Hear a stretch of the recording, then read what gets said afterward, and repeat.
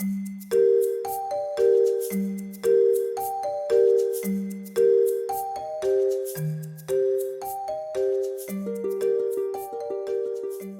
we're going to be hearing this evening is purely my own thoughts, my own journey as someone who set up a coaching offer about 8 years ago called Sense of Purpose.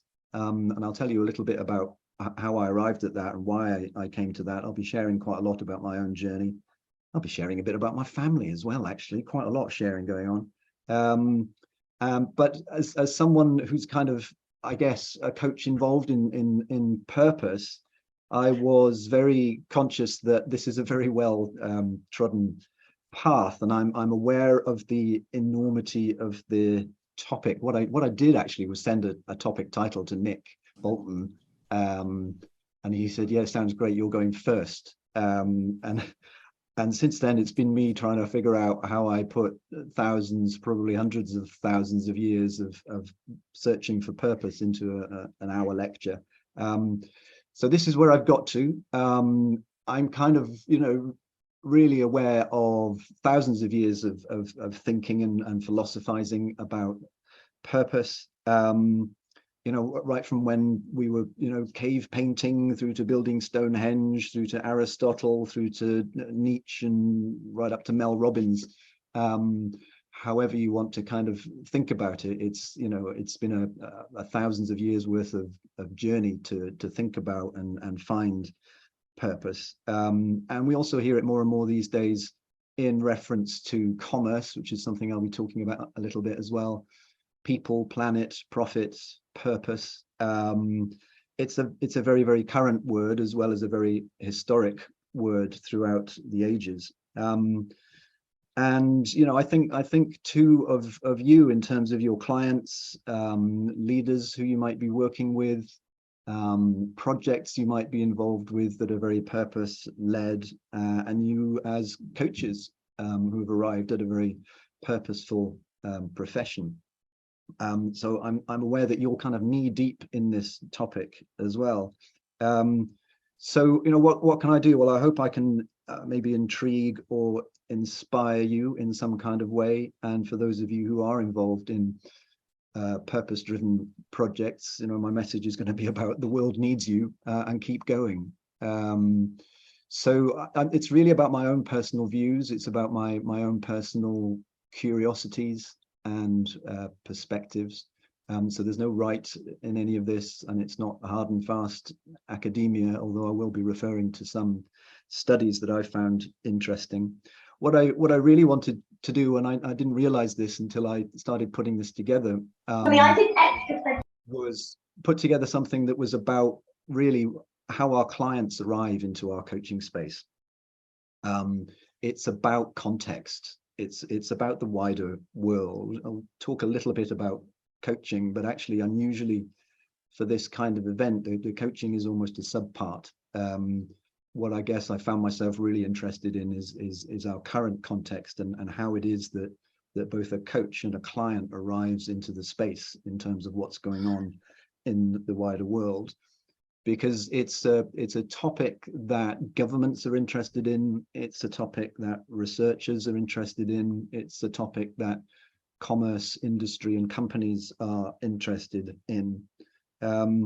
So I guess my kind of central question that I'm posed to myself really is how do we all stay purposeful when the world seems full of everything from nurses treating people in A&E in corridors through to species extinction, and how do we cope with these, because these are some of the realities of the world at the moment, and some of the realities facing our clients and ourselves. So it's that central question that I'm really interested in, I guess, as well as how it shows up in my own coaching. But of course, one of the first things to say is that purpose is phenomenological. I managed to get that word out. Phenomenological. It means we kind of all experience it in a different way. So in some senses, it's something that we all recognize, but in other senses, it's all something that we experience differently as well. But a definition, first of all, if you looked in the dictionary, would say something along these lines: 3 different definitions of what purpose can mean: the reason for which something is done or created, or for which something exists. Purpose is to have as one's intention or objective, or it's a person's sense of resolve or determination. And I've kind of made that bold, that last one there, because I think that's where I'm at really in terms of this, our sense of resolve or determination. In a sense, when we think about purpose, we're probably thinking about all of these 3 definitions, but I'm increasingly of a mind to think about resolve and determination, and what it means to have purpose in the modern world. But I think broadly, if we were to define it for ourselves, I guess it means something like, how we are being or how we want to be, what we are doing or how or what we want to do. It's about our self and other people, and it's also about our impact or our contribution to the world, and a kind of general sense of all of these things together, I would argue, is kind of how we experience purpose. And for me, the sort of interesting one there is the last one about impact and contribution, because one of the central themes in tonight is about how we do that. How do we do that in an increasingly complex world? How do we have impact? How do we know that we're making a contribution in a world that's very volatile, very uncertain, very complex, and ambiguous, to use the VUCA acronym.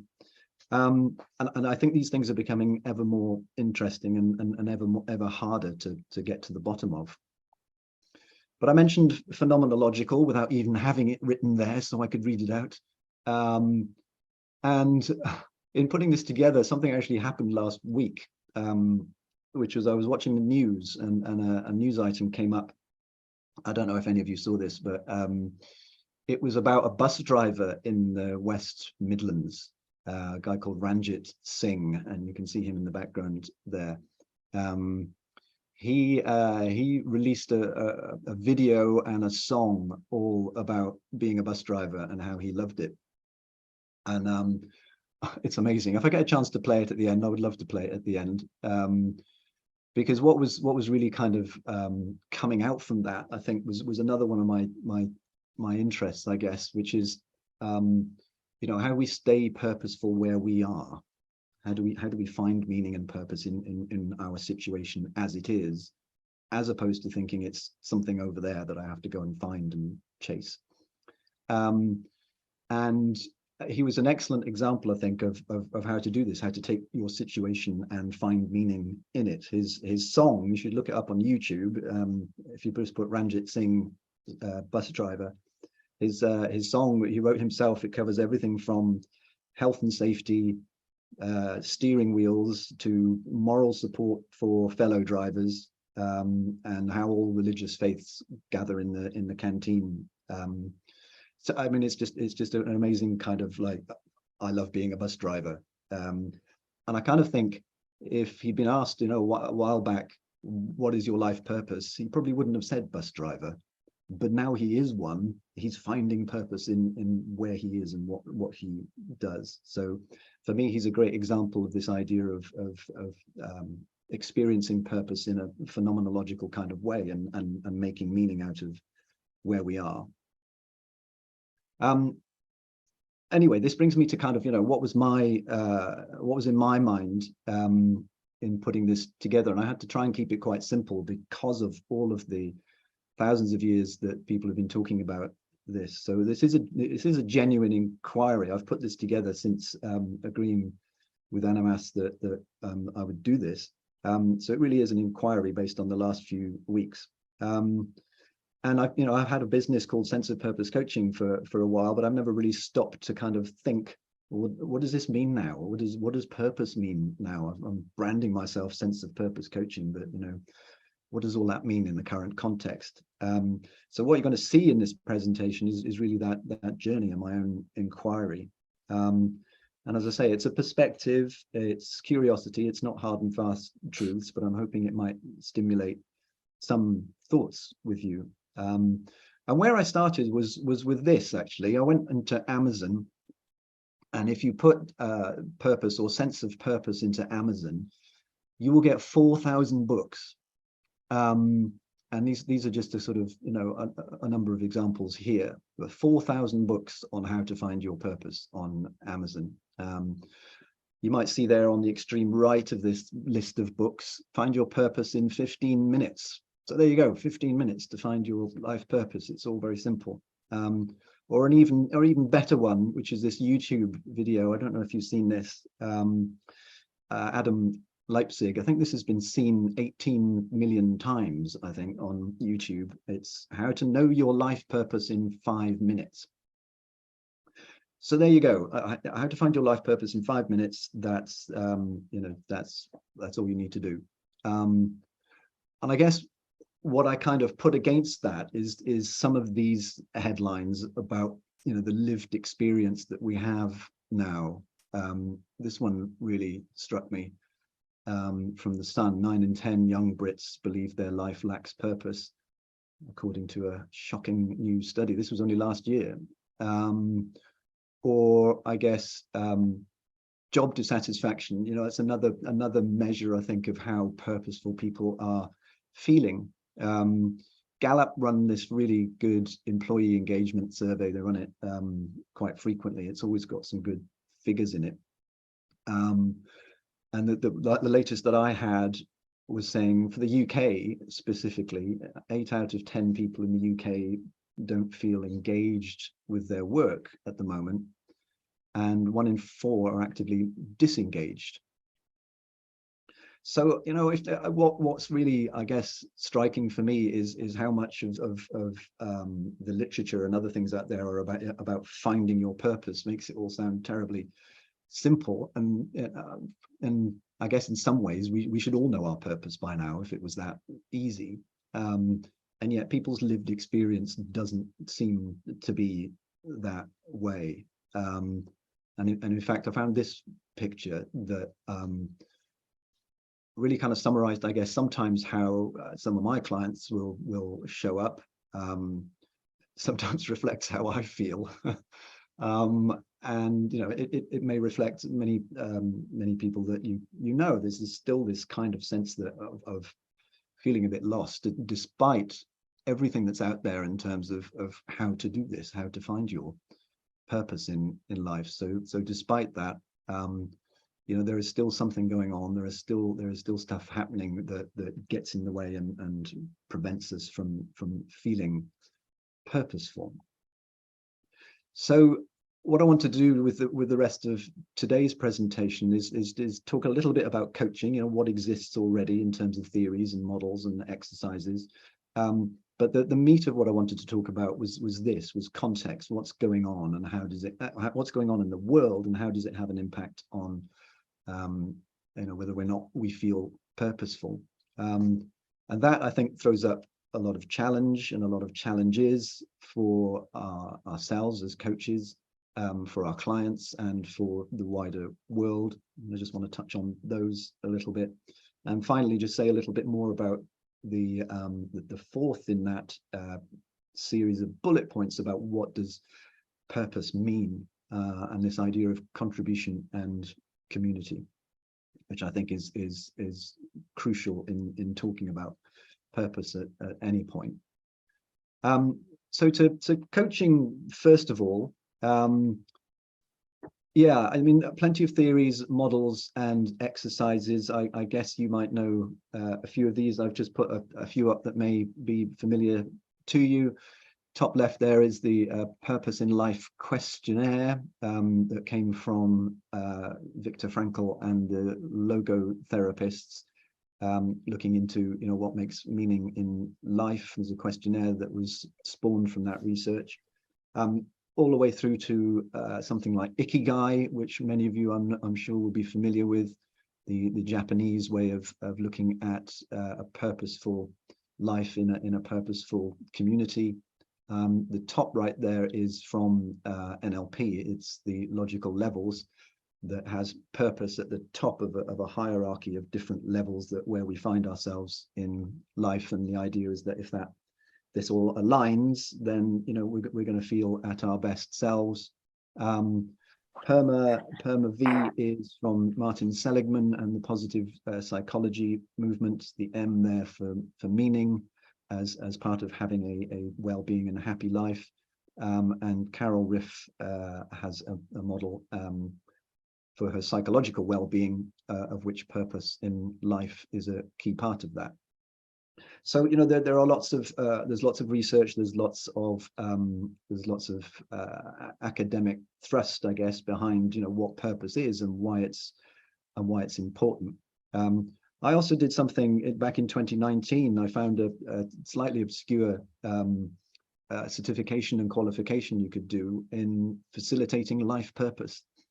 It's run out of North America by the Success Unlimited network. And that's a process where you can take clients through a series of their own stories about fulfillment and meaning, and start to look at, what is this saying? What is this telling us about your purpose in life? And it goes through that kind of, how do you want to be?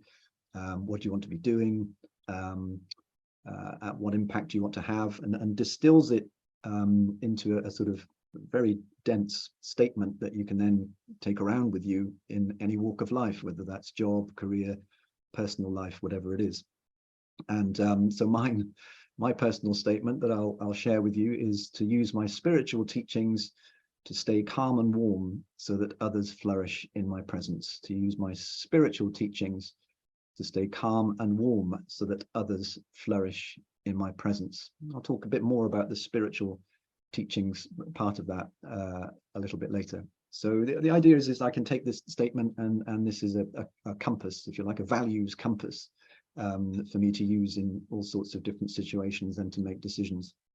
So that's the process that you can go through with this life purpose certification. And I thought I would share that with you because I think I was only the second person in Europe to ever do this certification. So it may not be something you've seen before.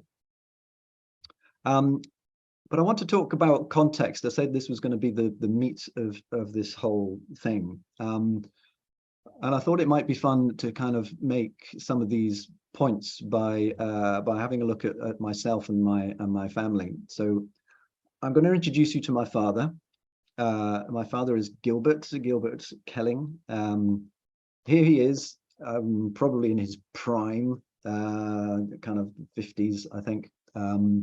He's a geologist. He's a professor of geology. He had a long and successful career in geology. But when I think about the context that he has lived his life, he was born in 1933. He was part of probably the greatest generation, or the silent generation, on the cusp of those two. He had his, I guess, career prime from the 1960s through to the 1980s, 1990s specifically. He would have been used to economic growth. He would have been used to continuous economic growth. His expectation would have been that the next generation was going to be even wealthier than his. He was the first to I guess, become middle class in our family in some way, but had a very strong Protestant religious upbringing and a very strong Protestant work ethic. When I thought about his purpose, he would have had derived purpose from his family, a kind of nuclear family, to wife, husband, 2 kids, fairly standard in terms of that generation. He would have got it from his studying, from his learning, from the contribution that he was making to the greater knowledge about geology in the world. He would have got it from his faith, his religious faith, and from music. He still sings in a choir.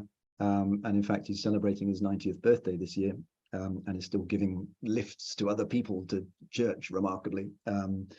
He's one of the strongest men I know. So, it's a fairly enviable, purposeful life, I think, when I was reflecting on this and thinking about it. And then I went to my generation, kind of baby boomerish, I suppose. I've experienced everything from globalization to boom and bust cycles, to the introduction of the internet, the digital age, but also, a couple of existential threats, nuclear war, and now increasingly climate change. And, you know, I was kind of used to, I guess, this sort of idea of growth being a thing that sort of went up and down, but it was all kind of heading upwards generally, these sort of cycles. That's my context. The purpose that I get from, I have an inherited family. I have 2 stepchildren, as opposed to having my own nuclear family. I have spiritual values. I talked about spiritual teachings that came from my upbringing, but I don't have a religious faith as such. I went to the arts instead of science, like my dad was. I went to music, arts. And the reason there isn't a picture here is because I wanted to put a picture of this person, Diana Gould, who was a torchbearer in the Olympic torch relay in 2012. And that was the last kind of 9-to-5 job that I had, was working on the Olympic torch relay. And it was the most purposeful that I'd felt in any job. And when I thought about it, why it was so purposeful was it had a greater thing going on than just me. It had Diana, who was 100 years old, who was the oldest torchbearer. We wanted to give people like Diana and about 3,000 others a moment in the spotlight because of their own contribution to the community. So this was a big thing for us to make this moment a really special moment for them. So I knew what my wider purpose was, and I knew I had a great team around me who would have done anything for each other. And you know, I just had that kind of sense that I knew what my part was in something bigger, and something bigger was contributing to other people. So it had a really strong sense of purpose for me. And when that finished, I wasn't really sure how to replicate it. And it was actually that journey that led me into coaching and setting up Sense of Purpose coaching, because this was a driving theme for me. So that's me and my kind of generational thing. I'm going to share with you now my stepson, Willow. Willow's a model. He's currently in Paris for Fashion Week. What's his context? Well, he's come into a world that's already social, already full of social media. It was an online world already, where climate change is an increasing reality. He has global friendships because of that connectivity. So I used to have pen pals in the old days. He's got a very far-reaching global network, and he's in a I think a context of what I said before, of volatility, uncertainty, complexity, and ambiguity. This is the world that he's come into. His purpose, I think, derives, well, he's in a purely secular household, but his purpose comes from literature, from creativity. I think more importantly, the sense of working on his own terms, working how he wants to, and being very, very mindful of his own mental health and his mindset, which is a really important thing for him. So, my point here is that they're all very different contexts, and how we experience purpose can be very, very different, even though we've got a sense of what it is. How we feel it and how we experience it is very, very different, and it can be really influenced by the context that we're living in. And I said that the context would be the meat of this. So Willow and his coming into this existing world has led me on to a question, about where we are now. So you will have seen, all sorts of graphs about, the digital age, the information age, the concept age, all these different stages, and we seem to be going very rapidly through changes on all these different ages. I thought this one illustrated it quite well, because it shows the complexity of just, how overwhelming in some senses the developments and the technology and the way life is changing almost daily. I thought this graphic demonstrates that quite well, as being, where we are in this fourth industrial age, if we can call it that. So that's one aspect, I think, to context that's important. We also know a lot more about the neuroscience of purpose. There were 2 studies from the UCLA's Institute of Neuroscience, which I identified, I've written it down so I could remember it. It identified the posterior superior temporal cortex. it's a part of the brain, which is hardwired for purpose. So it seeks out purpose. So basically altruism, or that feeling of purpose, has allowed us to survive as a species by effectively compelling us to help one another. And what the researchers found was that, you know, that sense of purpose releases all of our favorite natural drugs: oxytocin, dopamine, serotonin, endorphins. You know, this is a physiological thing as well as a mind thing. And some more proof around that was from a Rush University study that found that those with a sense of purpose were only half as likely to develop dementia in later life. And also people with a sense of purpose were 72% lower risk of stroke, or had a 72% lower risk of stroke if they felt purposeful, and a 44% lower risk of cardiovascular disease.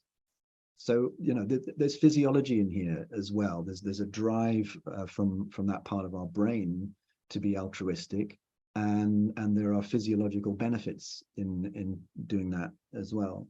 So effectively, when we serve others, we become better. We become better physiologically, and that we get that feeling of transcending ourselves and becoming part of something bigger. So, you know, basically it's hardwired and it's good for us. And we know a lot more about that now from neuroscience. So that's, again, I think, a part of our context. This one I picked out as well. I just thought this was really interesting. There was this was in the news a few weeks ago about census information comparing 2001 and 2021. And you'll see there in very stark terms the change that has happened in the last 10 years in England and Wales. Let's be clear about that. This is England and Wales, or a decline or an increase in the number of people saying they have no religion, and a decrease in the number of people saying they have the Christian faith in particular. And I just think it's really stark there, I think, about, again, in our current context, you know, what's the sorts of things, sorts of changes that are happening and going on. Because for me, as someone who grew up in a religious background, this isn't just about, you know, the faith, because I'm not making any comment about that, but it's also about the communities and the engagement that religious organizations have around them. And if that also means that these are slowly being eroded over time, or where does that go? Because, you know, in the next slide, which I think is really interesting, because it doesn't mean that our feelings of spirituality have gone. They're perhaps, for a lot of us, just looking in different places. And I don't know if any of you heard this series on BBC Radio 4 called The New Gurus. And it questioned whether some of this loss of religious faith was now being applied into, yeah, as it says there, some new gurus. So that new gurus kind of kicked off, I guess, by Steve Jobs and Apple decades ago, but, you know, is now into all sorts of people, from Russell Brand to Mel Robbins to whoever, who are attracting millions and millions of followers by giving essentially what's quite often a spiritual message. I also noticed in those figures that the shamanism had actually gone up, and a lot of pagan faiths had actually increased as well. So it feels to me that what's not been lost is a sense of spirituality, but we're all finding or looking for different ways of experiencing that. And perhaps that some of that's very individual. It's a much more individual thing to sit and watch a Russell Brand video than it is to go and attend a church service or something else. So I'm curious about that. I'm just curious whether that has any meaning, or, you know, if this is something that we're all adjusting to. Love to know what you think, but have a listen to that series. Helen Lewis, I think, is the presenter on BBC Radio 4, The New Gurus. And the next two slides are about kind of what's going on at this sort of younger and older age of the spectrum that I think is really interesting around this. So Deloitte run quite a regular survey as well to measure attitudes, particularly amongst younger millennials in particular. And some of these findings you might be very familiar with. So millennials coming into the workforce or in the workforce now expect to find purpose and self-expression in their work life. This is an assumption that they will be looking for. A half say they would rather be unemployed than in a job they hate. 6 out of 10 choose work or act proactively would choose work that they believe has a sense of purpose. And 75% believe that businesses are spending more time on their own agenda rather than improving society. So I'm sure these values will be very familiar to many of you working with young people, but I think they're very, very stark, and they're very, very clear, purpose-driven ideas within the workforce. And then at the same time, we have talk of the 100-year life of people living till greater and greater ages, who will have 20, 30 years worth of active life, even if they've stopped working. And we can already start to see that they want those years to be purposeful, that it's not just heading to the golf course or going on cruises, nice though that is. It's quite often not enough for us as human beings, and that there is something bubbling away there and even happening already that says actually we need that older age of the spectrum wants to have that sense of purpose and sense of meaning. And we're all going to experience that as life gets longer and longer. So, what does that mean for that generation? What does that mean for our generation and how we find that purpose in life? So interesting that the two ends of the age spectrum are kind of developing a very strong sense of meaning and purpose at those stages of life. And I've written here commerce conflicted ? Because over the last decade in particular, there's been a huge amount within corporations and companies about purpose. I mentioned people, planet, profit, and purpose. There's been a lot about measuring well-being alongside GDP and economic growth. David Cameron kicked that off in 2010 in the UK. He was widely mocked for it, but it's still there as an idea. It's not just about making profit forever potentially.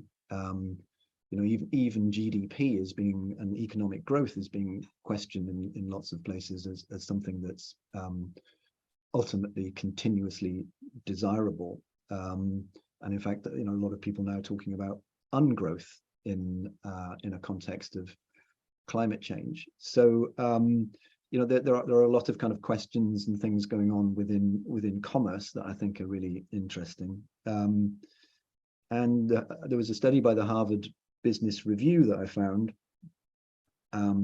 which said that 89% of company executives believe that a strong sense of purpose drives employee engagement. So it's a good thing. So believing that your company has a sense of purpose drives employee engagement. 84% of executives said that a sense of purpose can drive an organization's ability to transform or to change. So if you keep that sense of purpose within a company, you can drive change more easily. And 80% of executives said it can drive customer loyalty. So these are hard-nosed KPIs, return on investment, profit-making things. This isn't fluffy stuff.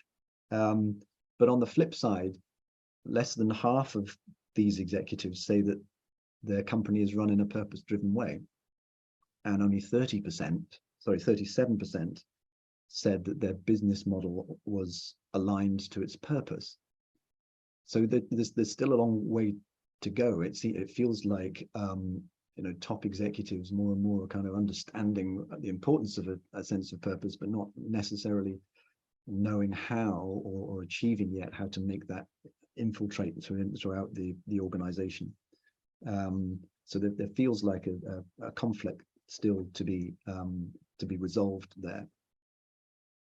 And of course, it's always worth mentioning the natural world as a place where increasingly people will find spirituality, purpose, meaning. We saw that accelerated during the pandemic, and that sort of revisited as something that we value and something where we can it can experience a spiritual meaning. But of course, at the same time, we're also facing this phrase that I picked up, the inviolable laws of science. So the very thing that we derive some spiritual benefit from also feels under threat at the same time. And we've seen increasing weather incidents and all sorts of stuff. So this feels like it's all becoming very, very real for us. And I'm going to talk a little bit more about this later, because the more this is happening, the more this is in the news, I think that the harder it becomes for people to kind of establish purpose and meaning in their lives when it feels like they're not in control of so much of it. And I'm going to add to this a list of things that I'll just put quickly, because I'm sure they'll be very familiar to you. Hybrid working has become a thing in the last 3 or 4 years, as we know, which has, on the one hand, has the benefit of people spending more time with their family, but equally, I'm sure you're getting this as well now. People are starting to crave a bit more kind of contact back again with other human beings. So again, it feels like there's a conflict or an evening out to be had here about what does that mean in terms of how I find meaning in life. Pandemics, we may not have been through the last one that we're going to experience. And then there's some themes that just feel like they're out there. I've put retrenchment, polarization. It just feels that people kind of have to have a very, very solid and defended position these days. And that's obviously played out through social media in particular. But we're seeing it played out politically as well, in all sorts of different countries.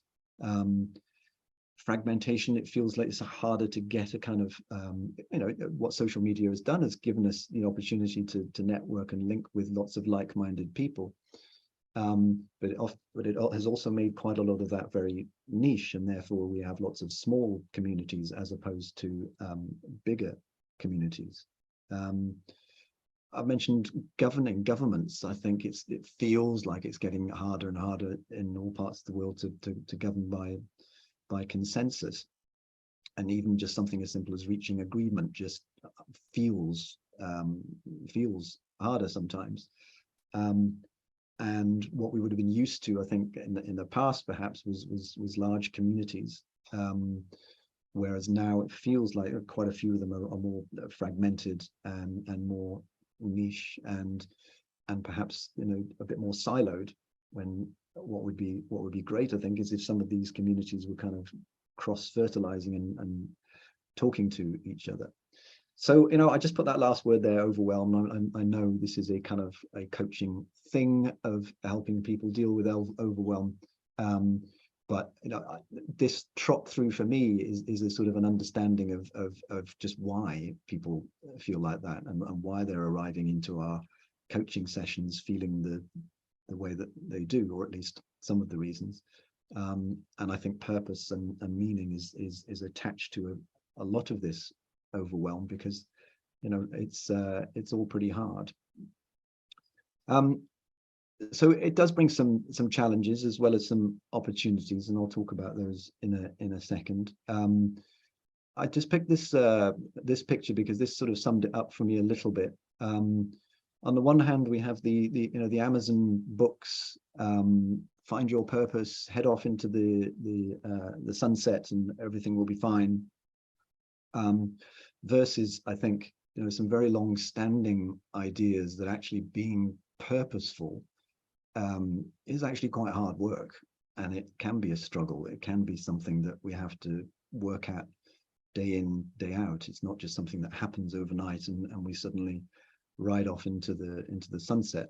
And of course, this has been something that has been known for thousands of years. But I do wonder sometimes just how that message is kind of going out there through this plethora of Find Your Purpose books, because to me they're only dealing with one side of an equation that I'll come to. So again, this feels like kind of two things going on here at the same time when thinking about purpose. This was just another way of displaying it. We see lots of memes out there in social media. This is the purpose of life. Find your gift, share your gift. I'm mocking it slightly. There's nothing wrong with it, but I think when you put it next to something like Viktor Frankl and the logotherapist's work on discovering meaning and the complexity of that, and where this all comes from, it just jars for me slightly sometimes, and it jars, I think, particularly in the current context of things that we've gone through in this presentation about the reasons why this perhaps isn't as always as easy as sometimes is made out. And I realized that in putting this together, I dug out my very special card holder that when I first had a sense of purpose logo and business, I ordered myself a very special card holder. The card's a nice thick card. It looks very impressive. And that holder has got a little sort of velvet inside, and I envisaged myself going around very posh places handing out my very nice business cards and everybody flocking to come and have life coaching with me. So I got engraved on the inside of that, live with purpose. That was my mantra. But when I refound this card holder, I also realized that I'd put on the other side, fuck VUCA. And I suspect that was probably a message to myself. It was, on the one hand, this energy around living with purpose and helping people to find it. But at the same time, there was an energy about understanding the world that we live in, that the world is volatile, it is uncertain, it is complex, and it is ambiguous. So I had quite a good laugh at myself at rediscovering this and what I'd been thinking at the time in terms of the engraving on the two parts of the card holder. So I just felt like it summarized something for me, at least. And I also remember thinking back to the stories I heard as a child, particularly through church. This is a story called Pilgrim's Progress, which I suddenly remember was all about struggle. It was all about hardship. It was all about coming up against challenges and being set back. And this story would be the same as many stories from mythology or Greek civilization, where people were talked about in very purposeful terms, but it wasn't that they were running around just being happy all the time. It was that they had something bigger than themselves to achieve and had to go through all sorts of hurdles in order to achieve it. So this sense of actually this is all quite tough has been around for quite a long time, and I do think that there's something quite important in that in terms of our working with clients and our empathy for clients, and how long we stick with people to help them through what is going to be tough times, I guess, in terms of decisions that people make around being more purpose driven. And this is the sort of last bit of the 4 pillars that I talked about, and it's about contribution and community, because contribution for me is one of the biggest words in this, and it sometimes feels like it gets left off a little bit, because in a sense, to have the sort of biggest and truest sense of purpose, it feels like, you know, we need that contribution. We need something wider and bigger than ourselves, and we need to be able to see where we are in terms of the impact that we're having and the difference that we're making to other people and to as many people as possible, and to the rest of the world.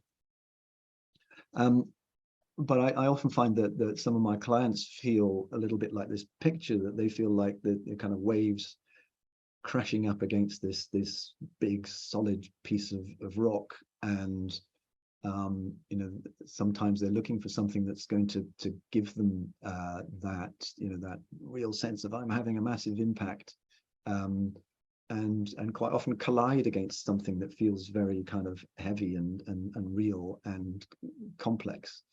So it can sometimes feel a bit like kind of, you know, waves crashing up against a piece of unyielding rock. So it can feel quite tough and quite difficult to implement your purpose, even if you've managed to get a sense of it.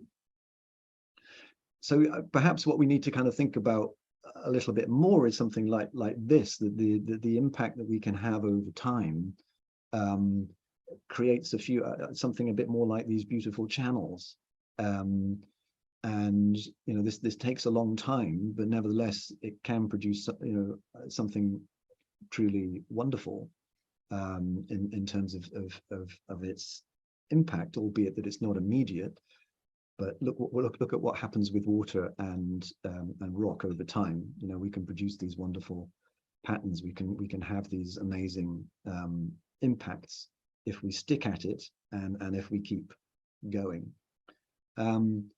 So, you know, sticking at it and keeping going, I think, is one of the key aspects of helping people through purpose as well.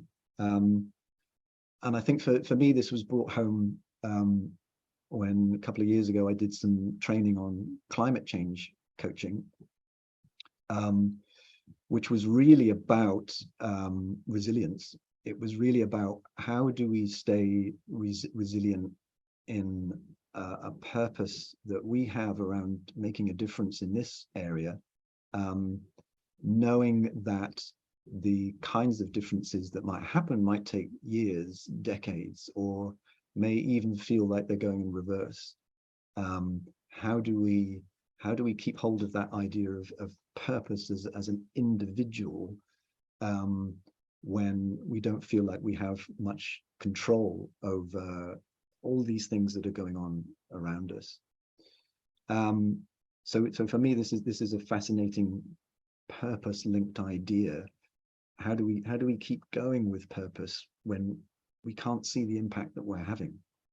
How do we derive that meaning when there isn't that, it doesn't feel like there's that feedback loop that shows us where we are making a difference? So if you've not looked at this before, and you know, not everybody is going to be interested in this, but even if it's not for the climate change ideas, for the sense of how we stay resilient to our purpose and our meaning and our contribution, I think it's a really interesting area to look at and to get familiar with. The other example here is from the industry that I was involved with, which was the events industry, where again I'm increasingly seeing people from that industry thinking about, if we're bringing people together, you know, how do we make that purpose driven, and how do we make that something that leaves a legacy? So, you know, for example, conferences and associations are a big part of the events industry. You will now hear all the time, you will hear association of gerontologists, let's say, who want to host a conference. One of the first things they'll be thinking about is, if we host this conference, you know, what's the difference that we can make, not just inside the conference room where there's research papers and everything else. But how do we make a difference to the community in the area that we're having the meeting? How do we make a difference to gerontologists within that region? And how do we leave a positive impact on the community there as well? So, encouragingly and increasingly, all sorts of industries are starting to think about whether any piece of activity can have a purpose and can have a legacy or a transformation to it. And I'm interested in this one because it's where I've come from in terms of a background, and it's gathering momentum all of the time. Even in the last few years, the shift in why you put on an event has been exponential towards purpose and meaning. And of course, we can still get purpose and meaning in that sense even when times are tough, and in fact almost because times are tough. So in the pandemic we saw all sorts of people coming together to do good and to create food banks or groups or whatever.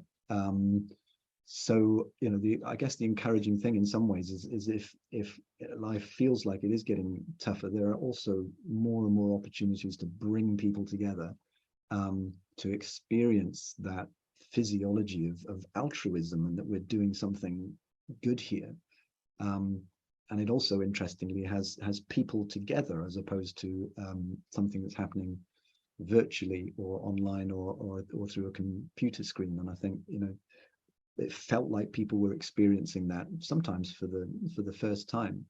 So even within the tough times, there are ways of finding purpose and meaning within them.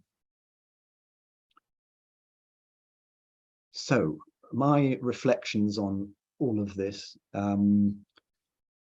First of all, I tried to put together something that I thought would take us back to coaching on all of this, because having run through all of the context and how we experience it, what does that mean in terms of coaching? Well, I've come up with something that feels to me like a three-pronged approach, and that first stage is discover. So that's that is all of the Amazon books, that is all of the exercises. It's starting from scratch about finding your purpose. So as you will know, values work, exercises, questionnaires, finding statements about purpose can be really helpful. And I think that the coaching style at this point, is quite often quite cognitive. It's always quite often about the way that we think and the way that we process. But it can also be about visualization and storytelling, which can be really powerful in this kind of first tranche of working with a client on purpose. Storytelling might be, what have you done in the past that was fulfilling or that had meaning? Where do you see yourself in the future? That visualization, narrative, storytelling is all, for me, part of this early stage to help someone get in touch with what might be purposeful for them. But I think there's a second and third stage, and the second stage for me is about testing that resolve. So once we've found our purpose, for me it's also about how we defend that purpose, how we argue about it, how do we take a stand on it, what's the action that we can take, what's the evidence that we need to know that we're having an impact, what's the data for that, because we nearly always need feedback in some kind of way to know that we are making a difference. So some of the coaching styles around this time, once we've kind of got a handle on what our purpose is, might feel slightly more existential. And what I mean by that is, we might be asking people, what's the legacy you want to leave behind when you pass on? What would you like to do with the short amount of time that you have on this earth? How does it feel about kind of effectively living in a world with other people? is an existential idea. You know, what's that contribution that you want to make? And I think there's also a place for some somatic coaching here, which kind of gets purpose a little bit more into our bodies, and we feel it a little bit more, to touch that physiology that we were talking about earlier, and to embed that energy, so that we're not just thinking about it up here. There's some physicality to it. There's some action going on.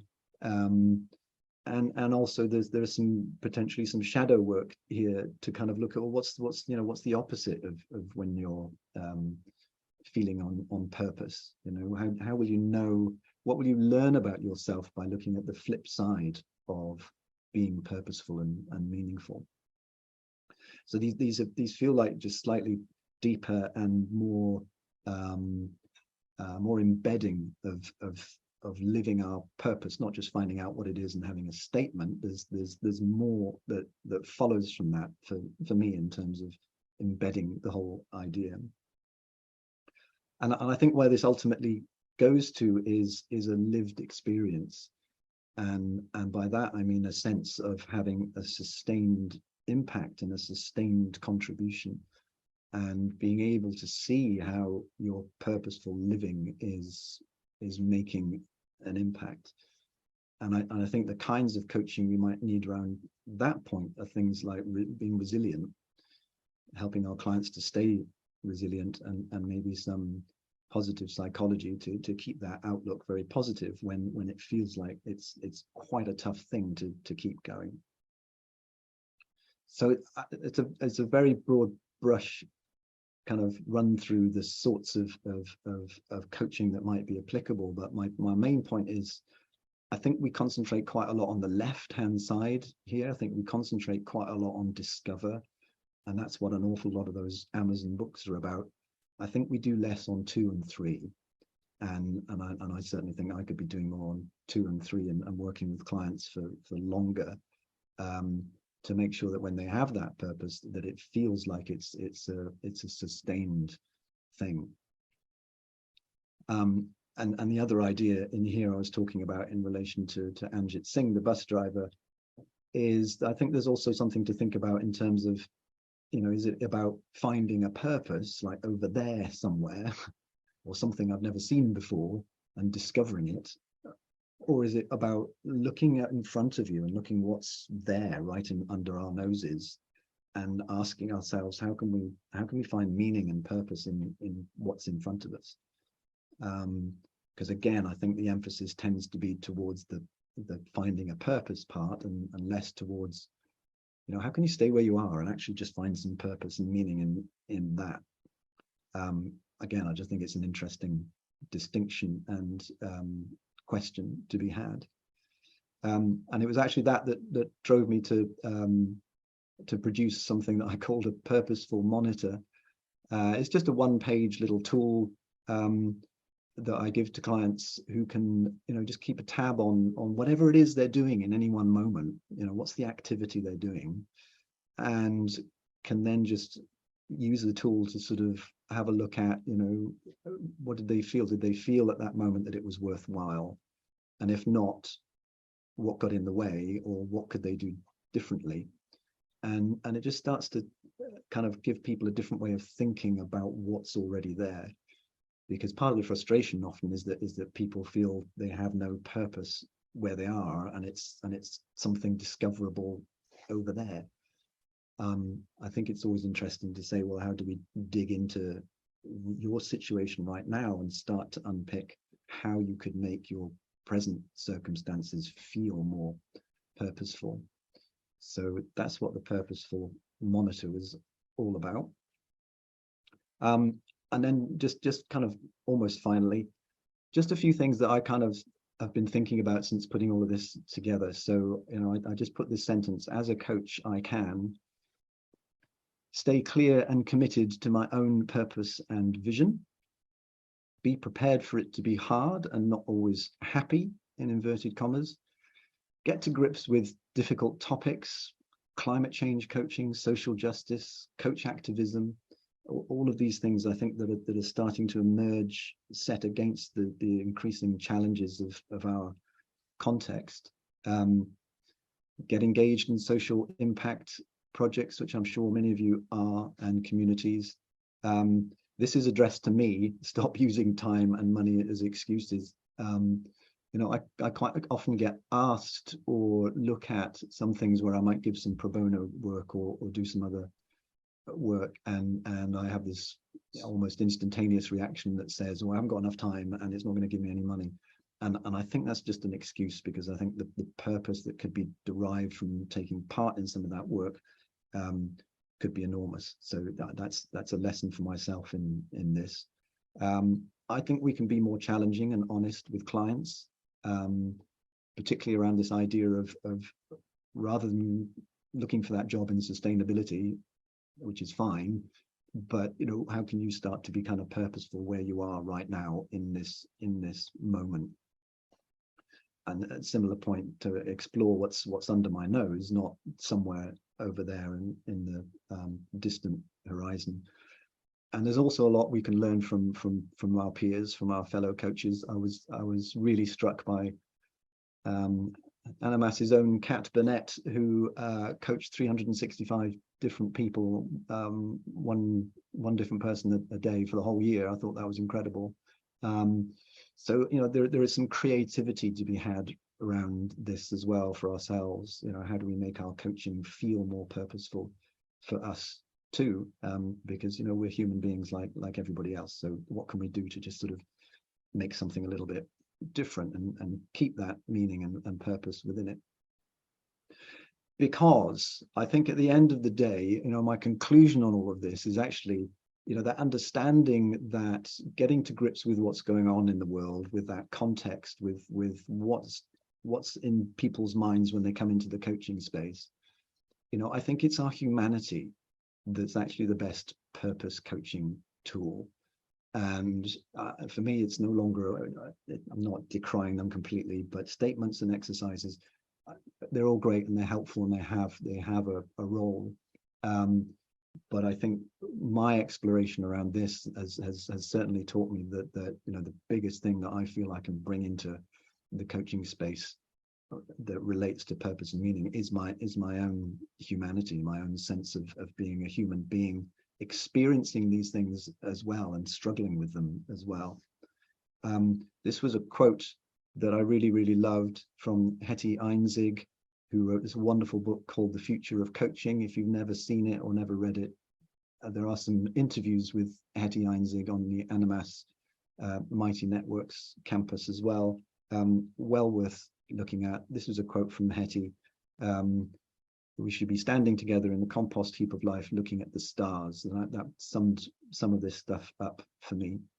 And the final important point here is that, you know, what I'm also hearing for myself, and I would really urge as a message to you, is stop holding back on anything that you might feel involves social impact or some other way of making a contribution, because the world needs you effectively. It needs us as coaches, and it needs us to be doing more to drive purpose and meaning, not just for our clients, but for ourselves and for the world at large. So whatever's holding you back in getting involved in something to do with a community or a wider project for the greater good, don't let it hold you back any longer.